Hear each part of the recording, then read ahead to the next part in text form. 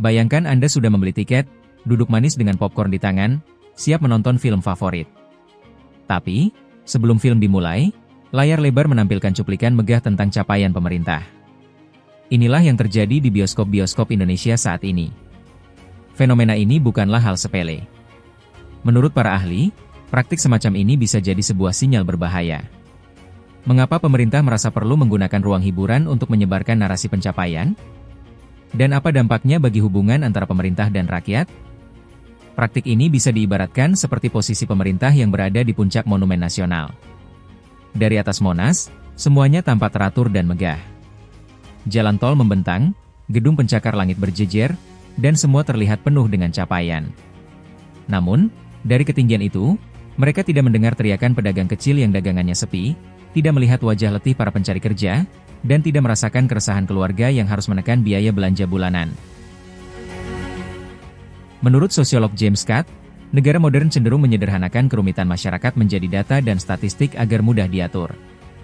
Sayangnya, penyederhanaan ini seringkali menciptakan kebutaan terhadap realitas kehidupan rakyat yang jauh lebih rumit dari grafik dan data yang ditampilkan di layar. Praktik menggunakan bioskop sebagai alat propaganda bukanlah hal baru. Sejarah menunjukkan pola yang sama berulang kali. Di Uni Soviet tahun 1920-an, bioskop diwajibkan memutar newsreel yang menampilkan keberhasilan industri dan panen raya. Nazi Jerman menggunakan berita mingguan Wochenschau untuk menampilkan kemenangan perang dan mengagungkan citra Adolf Hitler. Bahkan di masa kini, pemerintah Cina mewajibkan bioskop memutar klip propaganda bertema Mimpi Tiongkok untuk menanamkan nilai sosialisme. Semua presiden ini menunjukkan satu hal. Bioskop, yang seharusnya menjadi ruang hiburan, dipakai sebagai saluran komunikasi politik satu arah. Penonton dipaksa menjadi audiens pasif, tanpa pilihan untuk menolak narasi negara. Disinilah letak persoalan utamanya. Dalam ilmu politik, ada perbedaan antara legalitas dan legitimasi sosial. Legalitas didapat dari hasil pemilu dan prosedur formal. Namun, legitimasi sosial adalah pengakuan masyarakat bahwa pemerintah hadir dan bekerja untuk mereka. Propaganda visual memang bisa memperkuat legalitas, tapi tidak serta-merta menghasilkan legitimasi sosial. Jika narasi di layar terlalu jauh dari kenyataan hidup sehari-hari, kepercayaan publik akan terkikis. Sejarah juga memberi pelajaran bahwa propaganda hanya efektif dalam jangka pendek.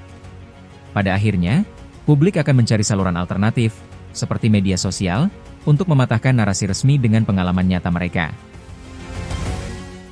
Pemerintah yang sibuk menayangkan capaiannya di layar lebar, justru berisiko semakin jauh dari rakyatnya. Jika pemerintah ingin menjaga legitimasi sosial, mereka harus turun dari puncak Monas, berjalan di trotoar, dan mendengar langsung aspirasi rakyat.